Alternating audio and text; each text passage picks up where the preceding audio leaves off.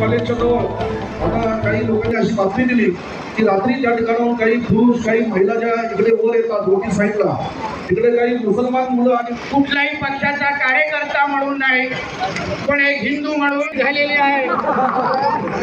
तसंच तुम्ही जेव्हा जेव्हा कुठलाही हिंदूवर अन्याय होईल, जेव्हा जेव्हा कुठलाही माझ्या माता भगिनी कोणी वाकड्याने पाळेल, जेव्हा जेव्हा लँड जिहादच्या नावाने कुठलाही आमची जमीन हे लोक अतिक्रमण करतील आणि त्याच्यावर मंदिर आणि मस्जिद बांधतील, तेव्हा तेव्हा हिंदू म्हणून अगर तुम्ही एवढी ताकदीने अगर बाहेर याल ना, तुमच्या उल्हासनगरमध्ये एक तुम्हाला जिहादी दिसणार नाही, हे तुम्हाला शब्द मी आजच्या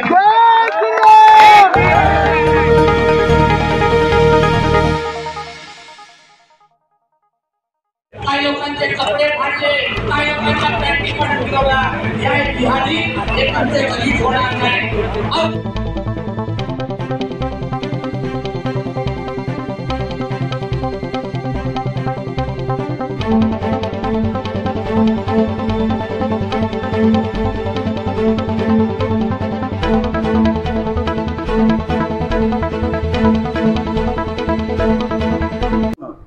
परवानगी मिळते काय?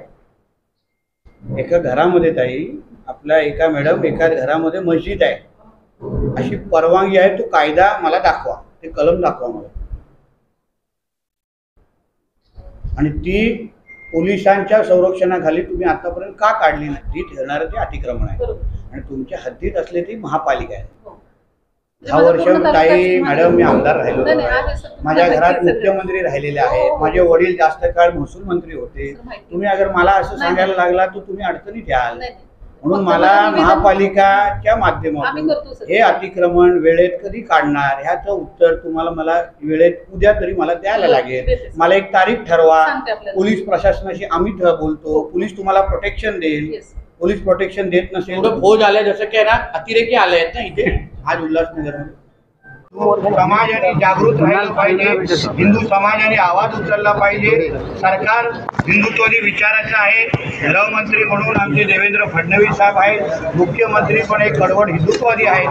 ह्या सरकारच्या काळात या कुठल्याही गोष्टी सहन होणार नाही। जो अधिकारी या अशा पद्धतीच्या ऍक्टिव्हिटीजला मदत करतोय त्या सगळ्यांची माहिती माझ्याकडे आहे। आम्ही गृहमंत्री फडणवीस साहेबांना भेटू, त्या अधिकाऱ्यांवर कारवाई होण्याची आम्ही मागणी करणार आहोत। करायची आहे हे लोकांना, ह्या राष्ट्राला इस्लाम राष्ट्रात बनवायचं आहे आणि त्या मार्गावरही लोक सगळ्या गोष्टी करत आहेत। या उल्हासनगरच्या काही घरांमध्ये 40 बांगलादेशी रोहिंगे येऊन राहत आहेत, पोलीस प्रशासन त्यांच्यावर कारवाई करणार नाही। उद्या ते सगळेजण त्यांना आधार कार्ड कोण देत आहे, त्यांना पाणी कोण पुरवत आहे, कोणाच्या संरक्षणाखाली ते लोक राहत आहेत, त्या सगळ्यावर पोलिसांनी कारवाई योग्य वेळी करावी। नाहीतर मग पोलिसांना अगर जमत नसेल, काही गोष्टींची अडचण असेल तर मग हिंदू समाज त्याच्याबद्दल विचार करेल।